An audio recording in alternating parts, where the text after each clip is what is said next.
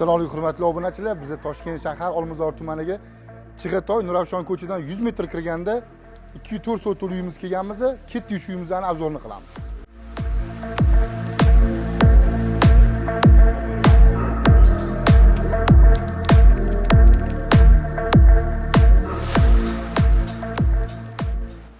Aytganimdek bu xonadonimiz 204 sotuldan iborat, zo'r lokasiya joylashgan ekan, shahar markazida.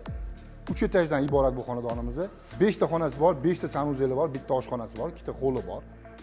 Ko'chaga zo'r qilib letniy kuxni qo'yib qo'yishibdi, mazaqa ovqat pishirishga, ziloniy zonalari ham bor ekan. Ichkari xonalarimiz temon suvoda qolgan, elektrika, santexnika ishlari bitgan. Hurmatli obunachilarimiz, bu narsani aytib ketmasam bo'lmaydi. Bu uyimiz toza pishirishdan qurilgan. Даже zina plita armaturalari 18 talik qilingan, 12 talik emas. Hamma narsasi moshni qilingan, xo'p.